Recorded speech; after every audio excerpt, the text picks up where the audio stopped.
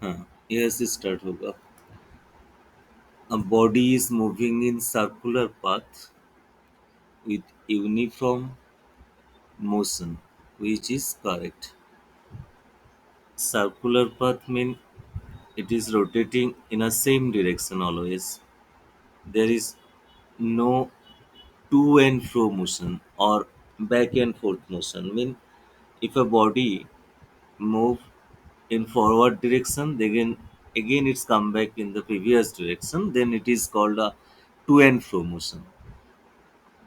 If a body is to and fro motion, and it can move in the opposite direction also, then it will be a SHM.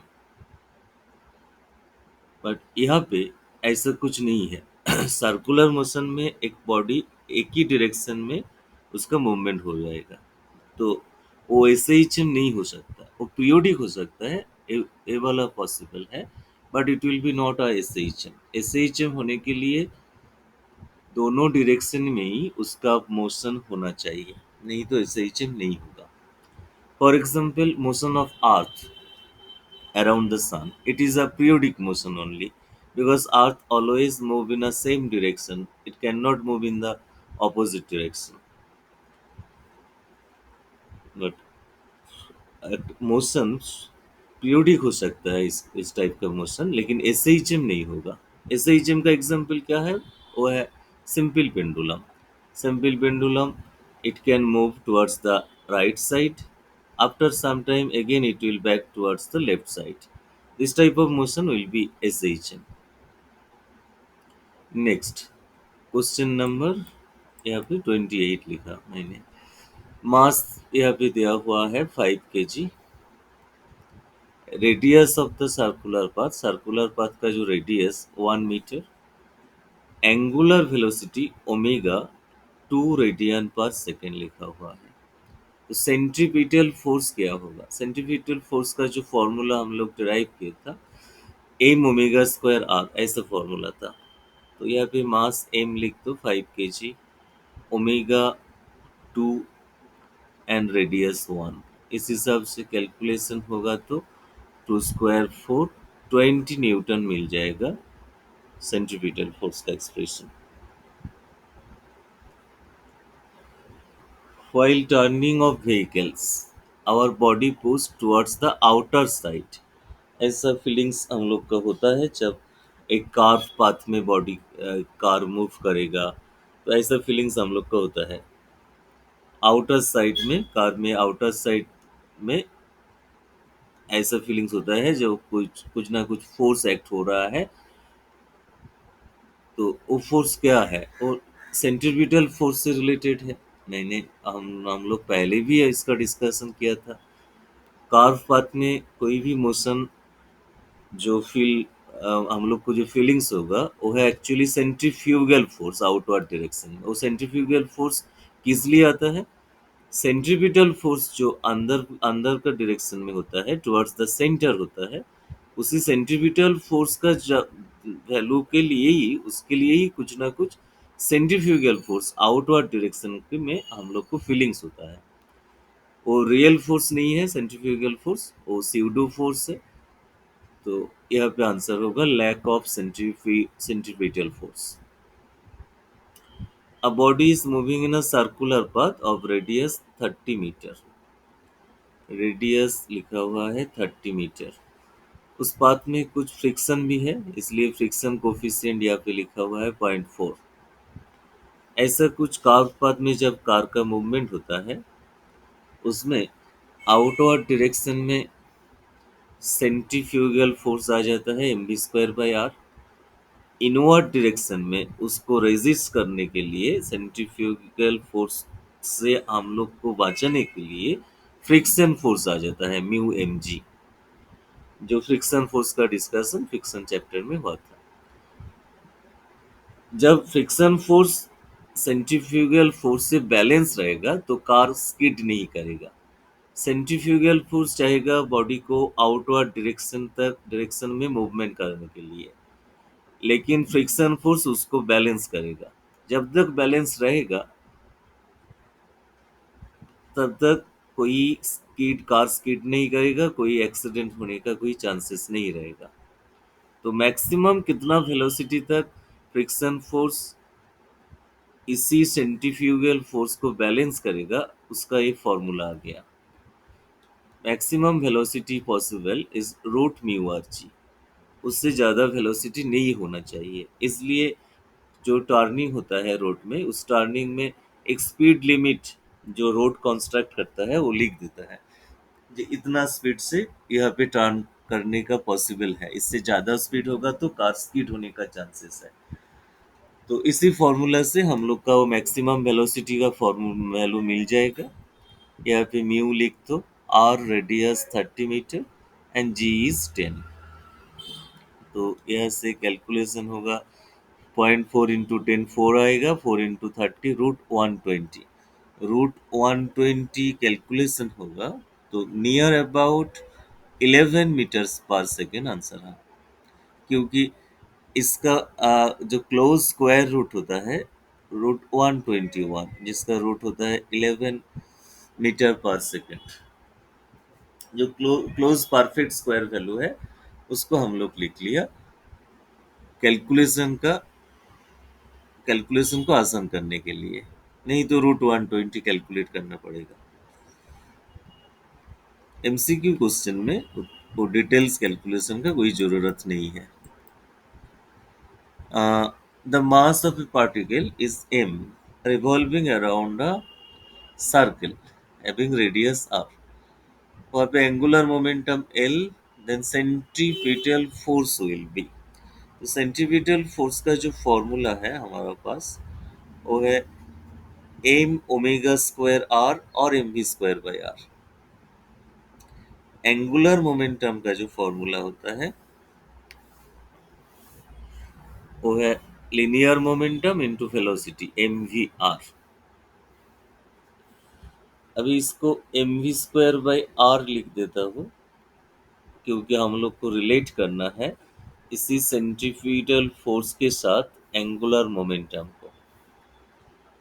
तो यहाँ पे mv²/r जो expression है उसको यहाँ पे multiply करो mv r² से, mr² से मल्टीप्लाई करो ऊपर में। mr² में ऊपर में मल्टीप्लाई होगा तो यहाँ पे भी mr² लिखना है, क्योंकि उसी सेम एक्सप्रेशन को ऐसे हम लोग लिख लिया। अभी ऊपर में जो आ गया वो है m²v²r²। यहाँ पे आ गया mr³ mvr उसका होल स्क्वायर आ गया। mvr मतलब एंगुलर मोमेंटम, एंगुलर मोमेंटम तो l है, तो l² ये होगा हमारा सेंट्रीफ्यूगल फोर्स का एक्सप्रेशन, l² ऐसे इसी एक्सप्रेशन को हम लोग डिराइव कर सकते हैं। तो डेरिवेशन हो गया उसका। Next problem, when a pendulum is displaced through 90 degree, the minimum strength of the string that can withstand at the mean position।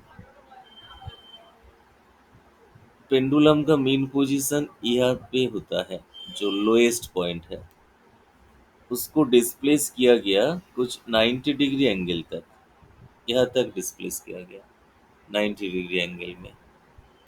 वहाँ से छोड़ दिया जाए तो उसका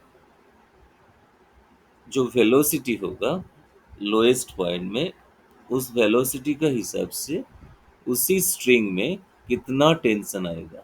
मीन पोजीशन में टेंशन का वैल्यू, टी का वैल्यू क्या होगा। टी का फॉर्मूला क्या होगा, आउटवर्ड डायरेक्शन में सेंट्रीफ्यूगल फोर्स रहेगा mv²/l, और भी एक फोर्स रहेगा वो है वो उसी पेंडुलम का जो बॉब है उसका वेट mg। तो दोनों फोर्स मिलकर एक टेंशन क्रिएट करेगा उसी स्ट्रिंग में mv²/l प्लस mg, ये होगा टेंशन का वैल्यू। तो अभी वेलोसिटी कितना होगा, इसी पॉइंट से वो पेंडुलम आएगा तो इस पॉइंट में वेलोसिटी क्या होगा उसको कैलकुलेट करना है। इसी पॉइंट से गिर रहा है, मतलब जो पेंडुलम का लेंथ है, लेंथ उतना ही हाइट गिर रहा है, उतना ही हाइट चेंज हो रहा है।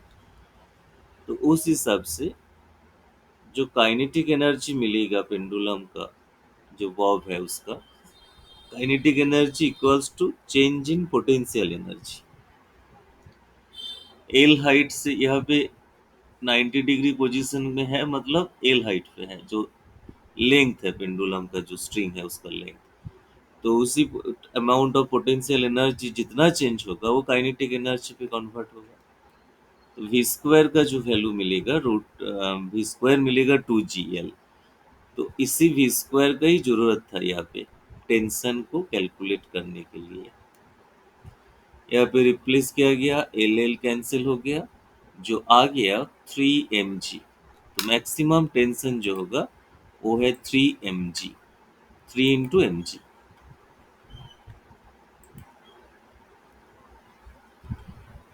ये हमारा आंसर होगा 3 mg। Next problem. If an object of mass 10 kg is whirled around in horizontal circle of radius 4 meter by a revolving string inclined at 30 degree to the vertical, इसका diagram को समझना पड़ेगा। यहाँ पे एक पॉइंट से string Tide है, वहाँ पे उसको फिक्स किया गया। उसका जो रोटेशन हो रहा है, एक वहाँ से टाइट करने के बाद उसका रोटेशन इसी हॉरिजॉन्टल सर्कल पे हो रहा है। इस तरह रोटेशन हो रहा है। ये है हॉरिजॉन्टल सर्कल का सेंटर। वहाँ पे ऊपर में बांध कर उसको हॉरिजॉन्टल सर्कल में रोटेट किया गया। तो उसी जो स्ट्रिंग में उसको टाइट किया गया, उस स्ट्रिंग में टेंशन का वैल्यू कितना होगा। अभी इसी हॉरिजॉन्टल सर्कल में रोटेशन करने का टाइम में कुछ ऐसा इंस्टेंट है जिस टाइम पे वो 30 डिग्री एंगल करके रोटेशन हो रहा है उसका, वर्टिकल के साथ। वर्टिकल के साथ 30 डिग्री उसका एंगल है। तो उसी टेंशन जो है उसका दो कंपोनेंट मिलेगा, एक हॉरिजॉन्टल कंपोनेंट और एक वर्टिकल कंपोनेंट। ए वाला 30 डिग्री एंगल हो तो यहाँ पे 30 डिग्री एंगल होगा, क्योंकि ऑल्टरनेट एंगल है। तो इस तरफ जो वैल्यू मिलेगा टेंशन का, टी कॉस 30,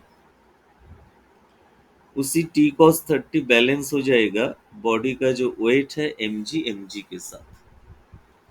और अंदर का डायरेक्शन में जो टेंशन आएगा वो है टी साइन 30, हॉरिजॉन्टल कंपोनेंट जो मिलेगा। टी साइन 30 बैलेंस है एम ओमेगा स्क्वायर आर, मतलब सेंट्रीफ्यूगल फोर्स के साथ, सेंट्रीफ्यूगल फोर्स के साथ बैलेंस है। तो उस हिसाब से टी कॉस 30 इसको लिख दो mg। तो टी मिलेगा mg by cos 30। mg mass is given 10 kg, g को 10 लिख दो। कॉस 30 का वैल्यू होता है √3/2, √3/2। अभी इसको कैलकुलेट करना है। इसी 2 ऊपर में जाएगा तो 200 आएगा, 200/√3, इसको कैलकुलेट करना पड़ेगा। √3 का जो वैल्यू होता है वो है 1.732। तो 200 को 1.732 से डिवाइड करना पड़ेगा। डिवाइड करने में कौन सी ऑप्शन आने का चांसेस है, तुम्हारा आइडिया क्या है बोलो। 200 को इसी वैल्यू से डिवाइड होगा तो कौन सी ऑप्शन आने का चांसेस है।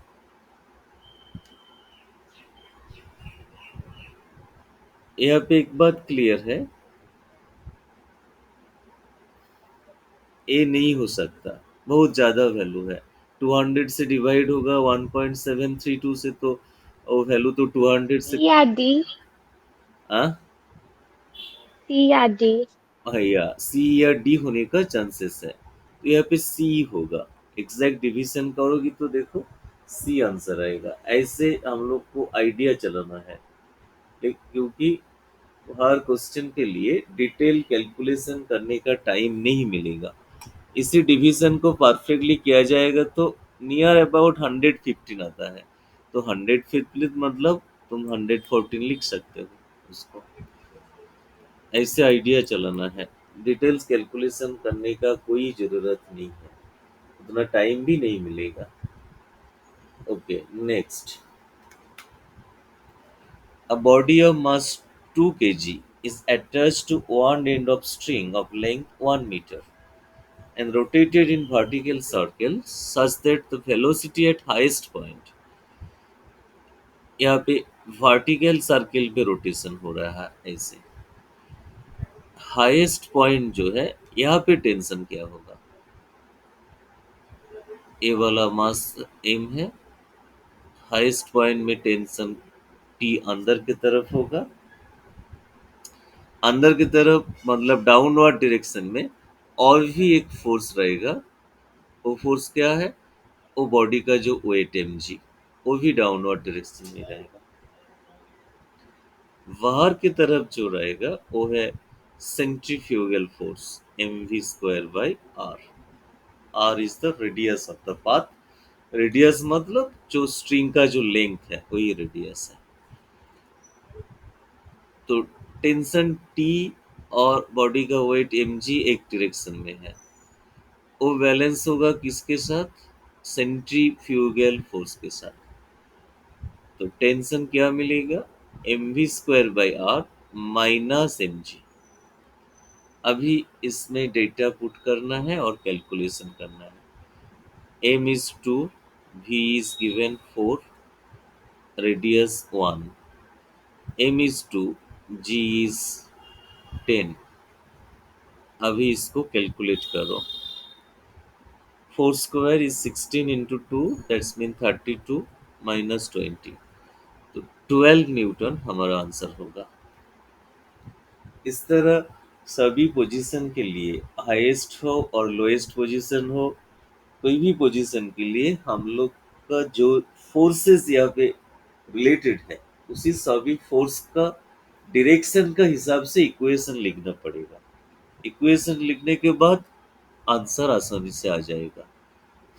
जितना जो जो फोर्स यहाँ पे रिलेटेड है, यहाँ पे बॉडी के ऊपर जो फोर्सेस अवेलेबल है उस हिसाब से ऐसे इक्वेशन लिखने पड़ेगा, और कुछ नहीं है। यही है प्रॉब्लम। यही वर्टिकल सर्किल हो हॉरिजॉन्टल सर्किल हो, कोई भी सिचुएशन के लिए इक्वेशन ऑफ फोर्सेस जो है उसको लिखना है। सिमिलरली ये भी एक सिमिलर टाइप का ही प्रॉब्लम है। यहाँ पे भी वर्टिकल सर्किल में रोटेशन हो रहा है। हाईएस्ट पॉइंट में टेंशन क्या होगा? उस सिमिलर टाइप का ही प्रॉब्लम है। उसी सेम इक्वेशन को यहाँ पे भी लिख लो और कैलकुलेट करो। Tension T equals to m v square by are minus M g. Calculation करो, मेरे को बोलो कौन सी आंसर आ रहा है। सेम प्रोसेस से ही होगा।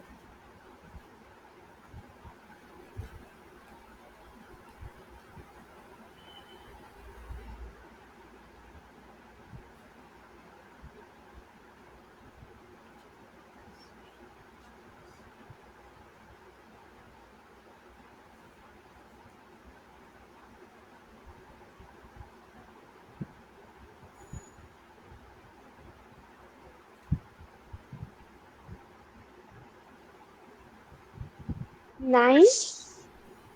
यस, 9 न्यूटन वही आंसर रहेगा। Next problem.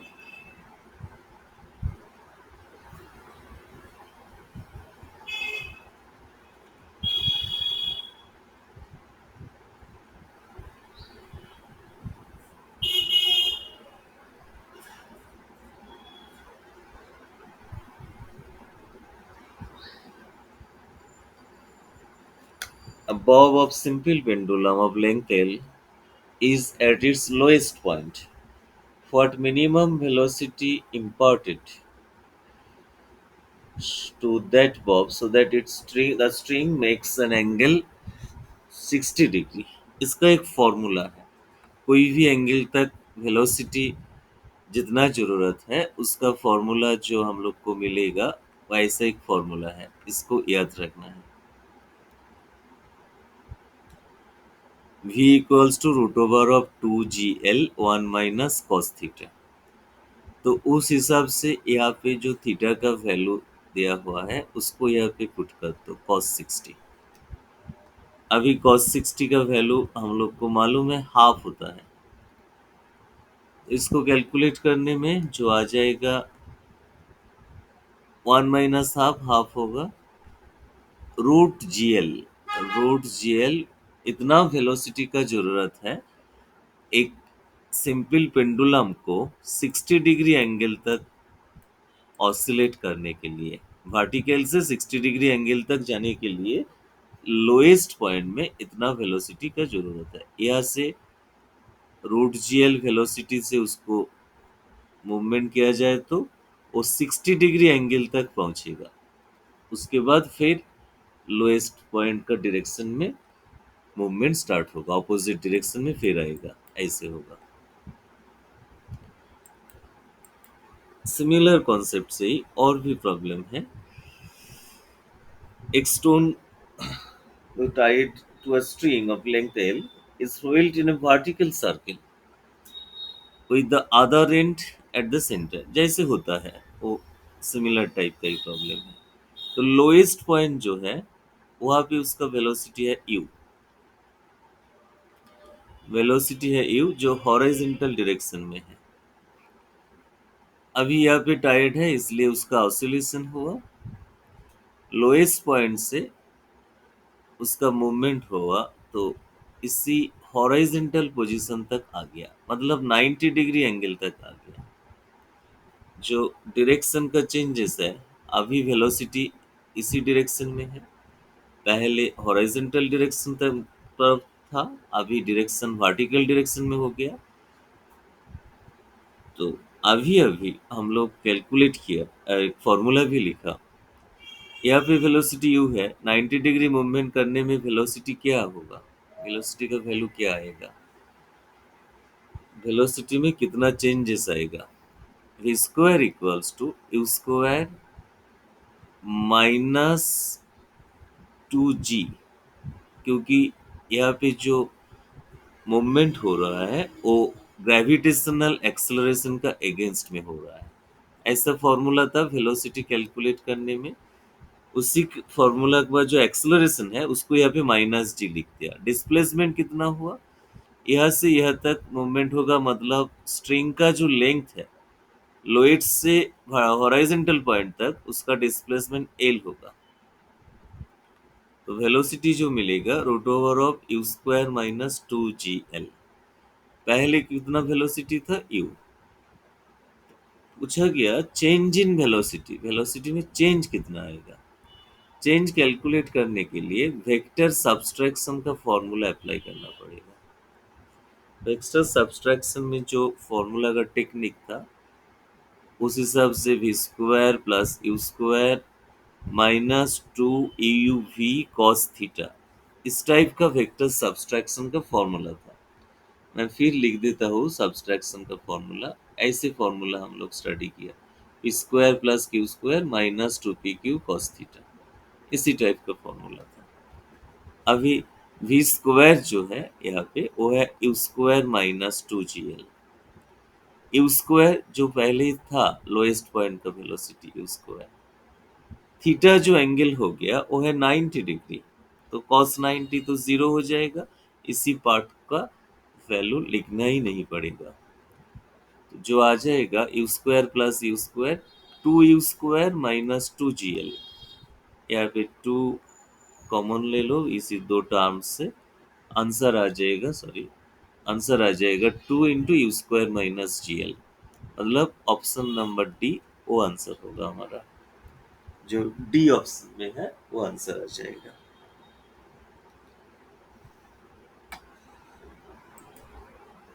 नेक्स्ट प्रॉब्लम, यहाँ पे भी थोड़ा सा कैलकुलेशन का जरूरत पड़ेगा। An object is tied to string and rotated in a vertical circle of radius r. Constant speed is maintained. जहाँ पे T1/T2 इसका जो T max by T minimum उसका वैल्यू दिया हुआ है, तो V square by R G इस रेशियो का वैल्यू क्या होगा? मतलब जो वर्टिकल सर्किल का जो मोशन मूवमेंट था उसका टोटल इन डिटेल्स जितना थ्योरी था सभी इसी प्रॉब्लम में इंक्लूड हो जाएगा। वर्टिकल सर्किल में ए हमारा लोएस्ट पॉइंट है या हाईएस्ट पॉइंट है बी।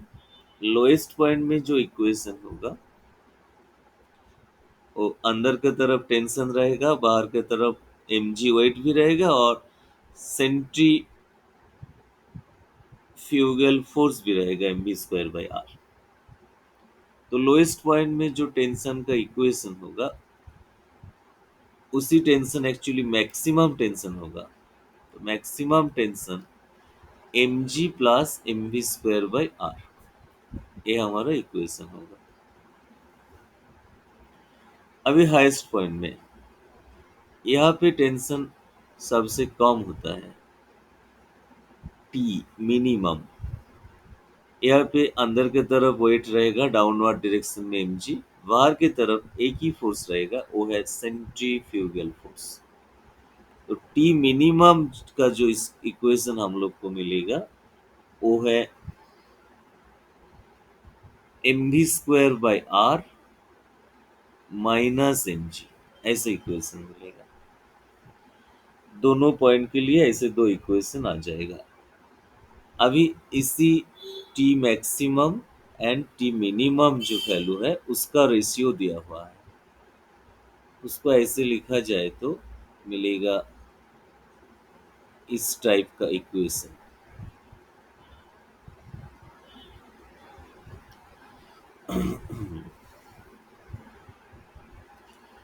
इस वैल्यू जो है टी मैक्स और टी मिनिमम का जो रेशियो वो 2 लिखा हुआ है, यहाँ पे 2 लिख दो।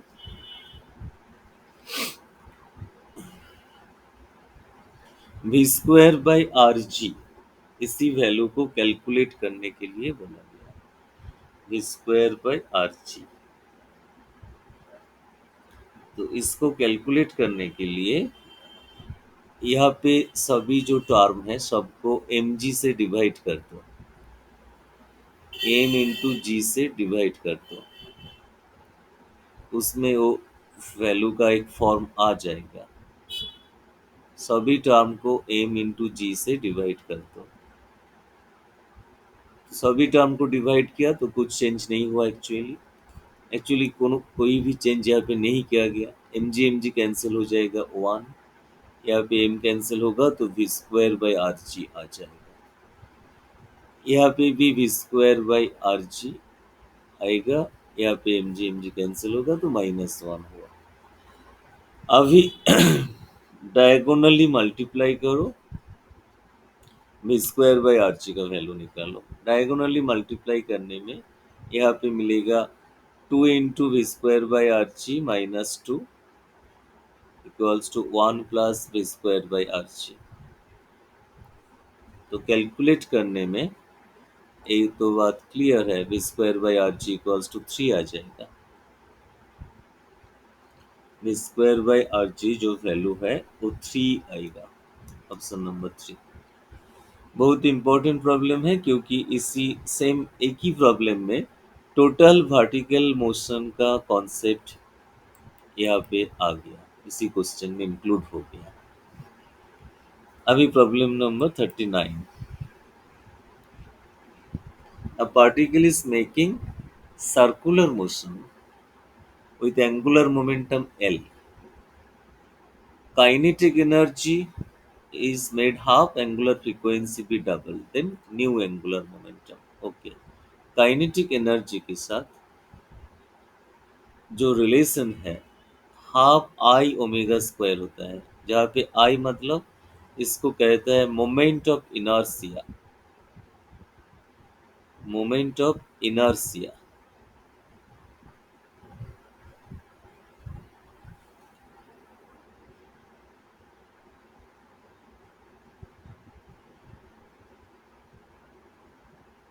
इसको और एक फॉर्मेट पे भी हम लोग लिख सकते हो, एल स्क्वायर बाई टू आई, ऐसे भी लिखा जाएगा, L square by two I kinetic energy को।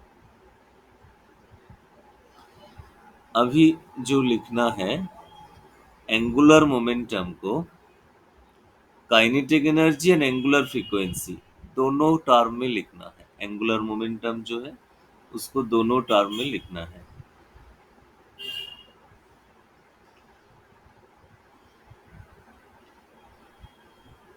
तो एल इक्वल्स टू, इस रिलेशन का जरूरत नहीं है, यहाँ पे एल इक्वल्स टू लिखा जाएगा आई ओमेगा। आई, आई क्या आएगा, आई का एक्सप्रेशन यहाँ से आ जाएगा, आई आ जाएगा टू के बाई ओमेगा स्क्वायर, टू के बाई ओमेगा स्क्वायर। एक ओमेगा कैंसिल हो गया, तो एल जो एंगुलर मोमेंटम उसका एक्सप्रेशन आ गया टू के बाई ओमेगा, टू के बाई ओमेगा। इस एक्सप्रेशन से हमारा आंसर हो जाएगा, इस एक्सप्रेशन का ही जरूरत था। L one by L two must be equals to K one by K two, के साथ प्रोपोर्शनल रिलेशन है, ओमेगा के साथ इनवर्स रिलेशन है, तो ऊपर में ओमेगा टू, यहाँ पे ओमेगा वन लिखना पड़ेगा। अभी काइनेटिक एनर्जी क्या किया गया, काइनेटिक एनर्जी को हाफ किया गया, एंगुलर फ्रीक्वेंसी को डबल किया गया। सो k2 is made k1 by 2 and omega 2 made 2 omega 1। a2 ऊपर में जाएगा तो 4 आ जाएगा, सो L1 बाई L2 4 आ गया। इसका मतलब L2 होगा L1 बाई 4, पहले जितना एंगुलर मोमेंटम था उसका 1/4 हो जाएगा। हमारा ऑप्शन ए जो है वो आंसर होगा, L by 4। Next, a body of mass 1 kg rotating in vertical circle, what will be the difference in its kinetic energy at the top and bottom? Bottom में जितना वेलोसिटी का minimum जरूरत है वो है रूट 5 आर। हाईएस्ट पॉइंट में जितना minimum velocity का जरूरत है वो है रूट 8। काइनेटिक एनर्जी का कितना चेंज होगा इसको ही पूछा गया। अभी यहाँ से इसका मूवमेंट हो रहा है इसी पॉइंट तक, उसमें पोटेंशियल एनर्जी का जितना चेंज होगा, जितना इंक्रीज होगा, उतना ही काइनेटिक एनर्जी डिक्रीज करेगा। एनर्जी कंजर्वेशन का जो प्रिंसिपल है, change in kinetic energy must be equals to change in potential energy. वो एक लोएस्ट पॉइंट से हाईएस्ट पॉइंट तक उसका मूवमेंट हुआ, इसका मतलब पोटेंशियल एनर्जी इंक्रीज होगा तो काइनेटिक एनर्जी डिक्रीज होगा। कितना डिक्रीज होगा, डिफरेंस क्या होगा, उसको ही पूछा गया। तो पोटेंशियल एनर्जी कितना चेंज होगा, M G into height. Height कितना चेंज आएगा, यहाँ से यहाँ तक जाएगा, रेडियस 1 मीटर, 1 मीटर मतलब हाइट का जो चेंज आएगा 2 मीटर। तो इसको कैलकुलेट करो, M G, M is 1, G is 10 and height is 2, तो 20 जूल पोटेंशियल एनर्जी चेंज होगा, मतलब उतना ही काइनेटिक एनर्जी डिक्रीज होगा। Change in kinetic energy is equals to change in potential energy. इस हिसाब से हमारा कैलकुलेशन हो गया। वेलोसिटी का कोई जरूरत नहीं पड़ा, अगर चाहोगी तो वेलोसिटी से भी कैलकुलेट हो सकता है, दोनों पॉइंट में हाफ एम बी स्क्वायर करके, उतना उसका जरूरत नहीं हुआ, आसानी से आंसर आ गया। Okay, next problem.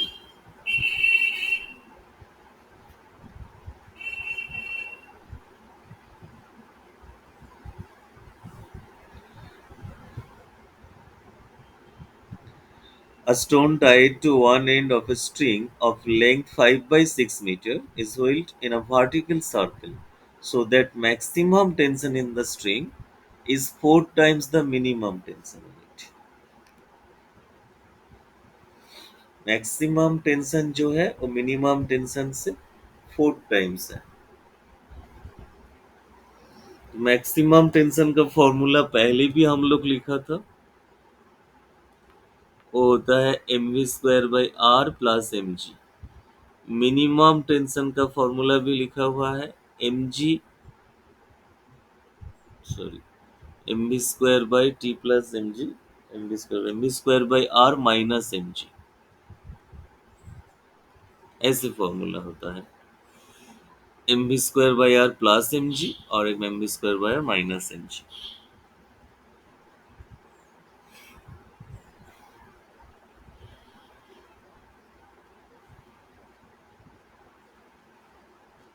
तो हाईएस्ट पॉइंट में उसका स्पीड क्या होगा?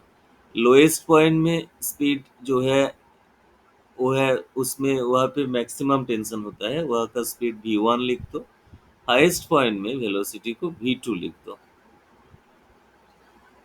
अभी टी मैक्स जो है उसका value is 4 times the T minimum, ऐसे इक्वेशन सेट हो गया।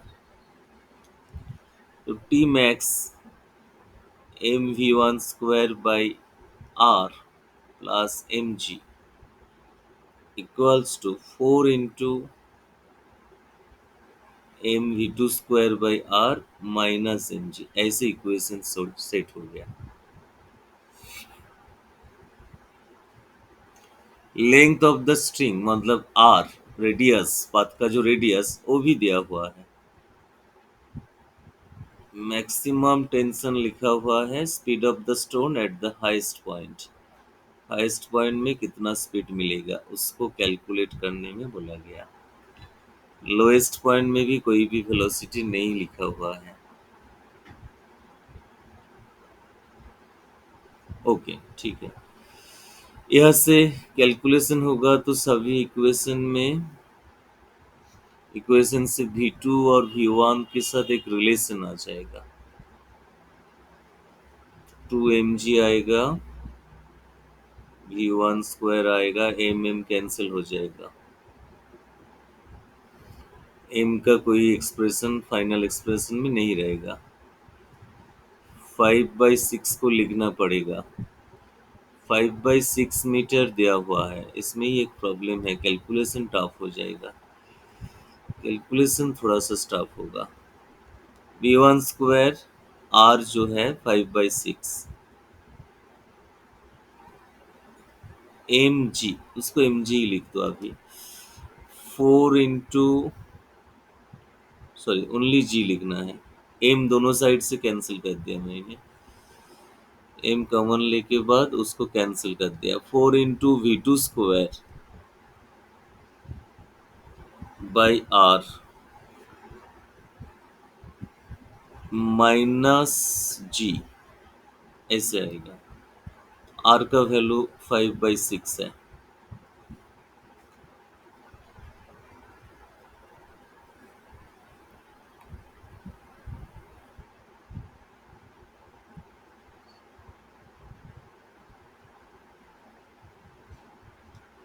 फाइव बाई सिक्स, इसको कैलकुलेट करना है। 2 3, नो, नहीं आएगा उससे।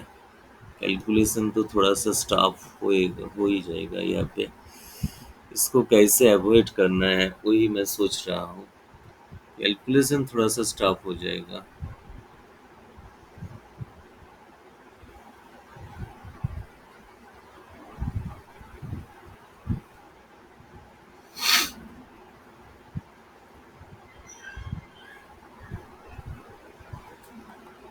A stone tied to one end of a string of length 5/6 meter is held in a vertical circle so that maximum tension in the string is 4 times the minimum tension in it.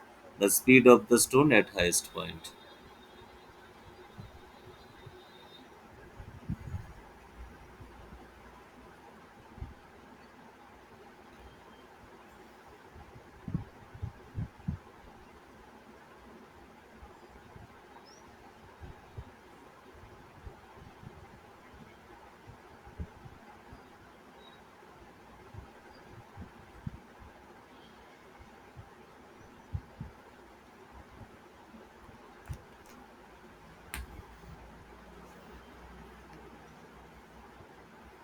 Okay, यहाँ से equation set करना पड़ेगा।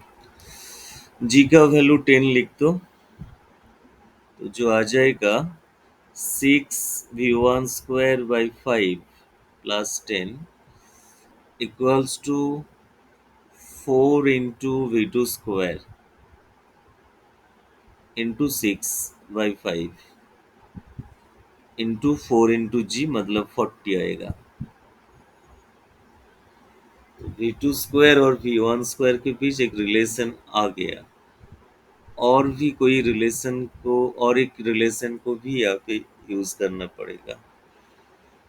दोनों equation से ही solve करने के बाद answer आएगा। Speed of the stone eight highest point पूछा गया, मतलब v2 जो है उसको कैलकुलेट करना है। v2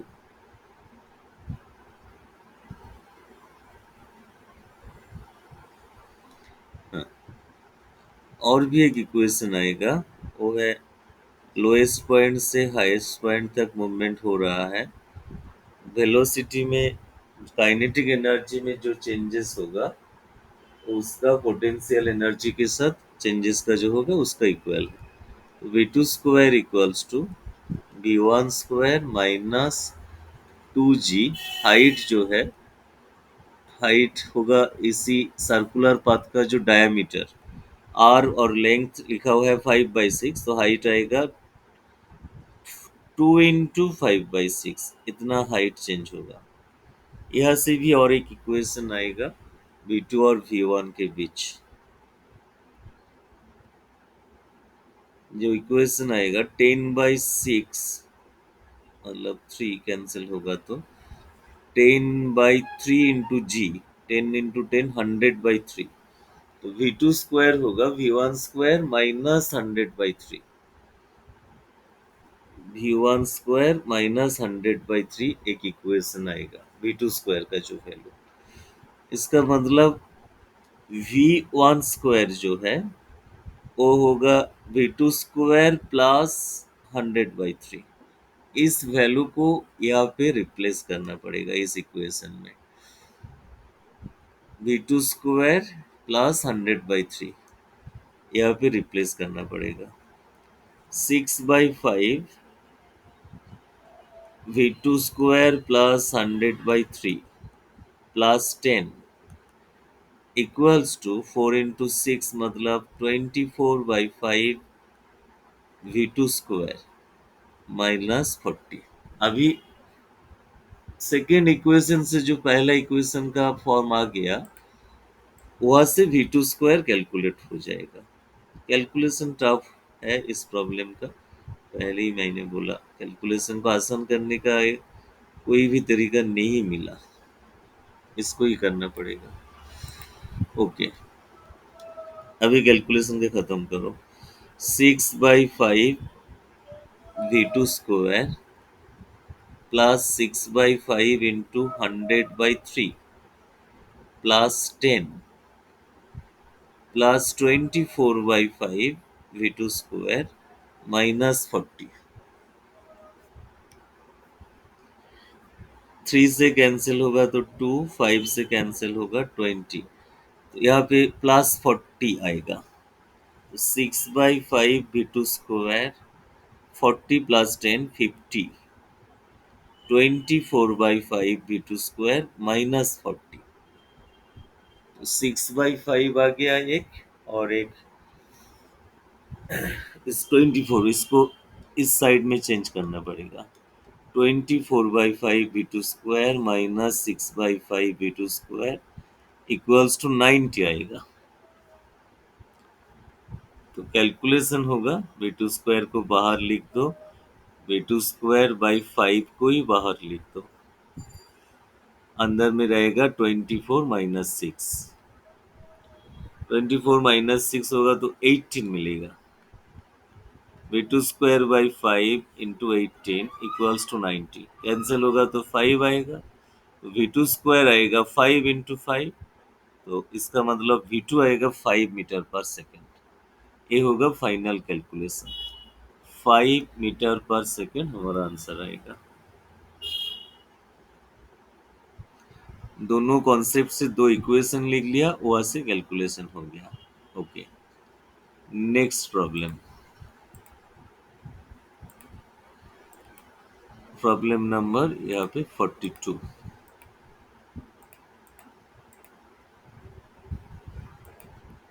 A blob released at the top of a smooth hemispherical ball of radius r slips tangentially after falling a vertical height। ऐसे एक हेमिस्फीयर है,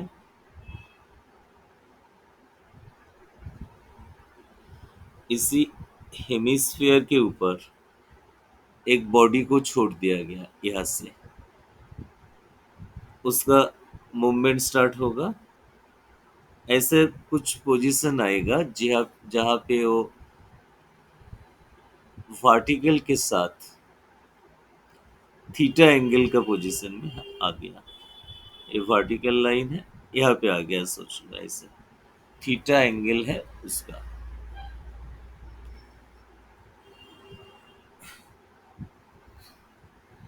रेडियस जो था वो है आर, उसका रेडियस था आर।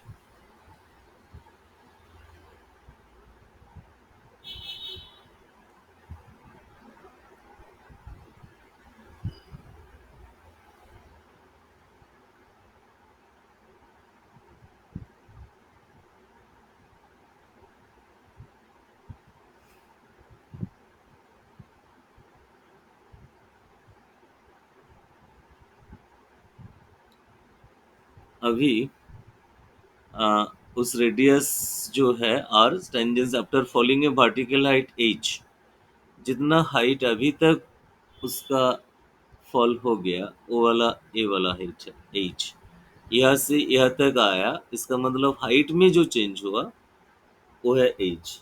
इस हाइट को लिखना था।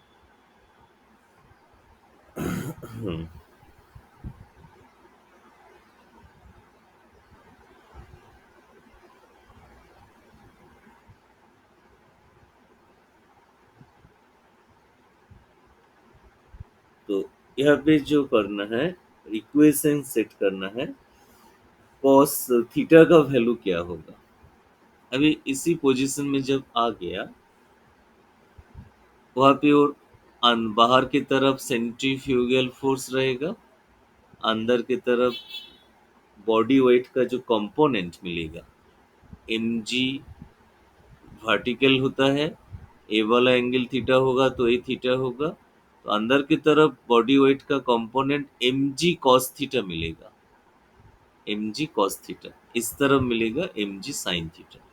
एम जी साइन थीटा उसको उसी हाइट से इंक्लाइन प्लेन, इंक्लाइन जो प्लेन है हेमिस्फीयर का उस तरफ मूवमेंट करेगा, लेकिन M G cos theta centrifugal force के साथ बैलेंस करने का कुछ काम करेगा। यहाँ पे एक नॉर्मल रिएक्शन एन भी रहेगा बाहर की तरफ। सो जो इक्वेशन होगा M G cos theta equals to N plus M B square by R. तो नॉर्मल रिएक्शन जो मिलेगा M G cos theta minus M B square by R. अभी जब मूवमेंट होगा उसी हेमिस्फीयर से वो उसका कांटेक्ट टूट जाएगा, हेमिस्फीयर से वो गिर जाएगा स्लाइड करने के बाद, तब रिएक्शन का वैल्यू जीरो होगा, उसको जीरो लिख दो। उस हिसाब से वेलोसिटी का एक इक्वेशन आ जाएगा। वेलोसिटी होगा at the point of contact, eight the point of leave the surface of the hemisphere. जिस टाइम वो हेमिस्फीयर को सरफेस को छोड़ दे, छोड़ने के बाद वो गिर जाएगा, उस पॉइंट में वेलोसिटी आएगा root four R G cos theta, ऐसा वेलोसिटी आएगा। तो ऐसे मूवमेंट होगा तो उसका जो पोटेंशियल एनर्जी डिक्रीज हो रहा है एम जी इंटू एच, उसी पोटेंशियल एनर्जी इसी काइनेटिक एनर्जी से कन्वर्ट हो रहा है। उस हिसाब से नेक्स्ट पार्ट का इक्वेशन लिखना है। तो वेलोसिटी जो होगा at the point of leaving the surface, जब वो सरफेस को लीव करेगा तब वेलोसिटी आएगा root over of R G cos theta, वो हम लोग लिख लिया। वहाँ पे हाइट क्या होगा, एच का वैल्यू क्या होगा, एच का वैल्यू होगा R into one minus cos theta. Height का जो चेंज होगा R into one minus cos theta. यहाँ पे वेलोसिटी का वैल्यू लिख दो R G cos theta. Final answer यहाँ से ही आ जाएगा, एम जी आर कैंसिल हो जाएगा, one minus cos theta equals to half cos theta मिल जाएगा। यहाँ से कैलकुलेट करोगी तो cos थीटा इक्वल्स टू आएगा 2/3। So at the point of leaving the surface, angle will be cos inverse 2/3। ये हमारा आंसर होगा, cos inverse 2/3। आसानी में सॉल्व करने के लिए तुम ऐसे भी कर सकते हो, इसी लास्ट स्टेप को याद रख सकते हो। याद हो जाएगा तो आसानी होगा, याद नहीं रहेगा तो कैलकुलेट करना पड़ेगा ऐसे। नेक्स्ट प्रॉब्लम, बहुत कुछ यहाँ पे लिखा हुआ है, लेकिन एक्चुअली वेरी इजी प्रॉब्लम है ये वाला, टफ नहीं है। कोई भी सर्कुलर पाथ में एक बॉडी का मूवमेंट हो रहा है, मैक्सिमम डिस्प्लेसमेंट जो होता है एंगुलर डिस्प्लेसमेंट अल्फा, यहाँ पे थीटा कुछ एंगल पर डिस्प्लेसमेंट हुआ, ऐसे कुछ हुआ थीटा एंगल का, तो वहाँ पे टेंशन कितना होगा। अभी अभी हम लोग इसी सिचुएशन के लिए लिखा था। यहाँ पे बॉडी जो एम जी वेट है उसका एक कंपोनेंट मिलेगा, ये एंगल थीटा होगा तो ए भी थीटा एंगल होगा, तो बाहर की तरफ वेट का M G cos theta component मिलेगा, और एक फोर्स बाहर की तरफ रहेगा, वो है सेंट्रीफ्यूगल फोर्स।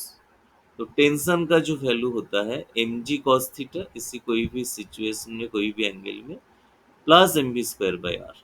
सो एम जी कॉस थीटा से ज्यादा होगा टेंशन। इस इक्वेशन से ही समझ पे आ गया, क्योंकि सेंट्रीफ्यूगल फोर्स तो रहेगा ही, कोई भी सिचुएशन में सेंट्रीफ्यूगल फोर्स रहेगा, तो टेंशन जो होगा वो एम जी कॉस थीटा से ज्यादा होगा। ओके, और कुछ प्रॉब्लम बाकी नहीं है, जो भी और कुछ दो चार प्रॉब्लम था वो रिपीटेशन था, इसलिए मैं यहाँ पे इंक्लूड नहीं किया। अभी बोलो इसके बाद जो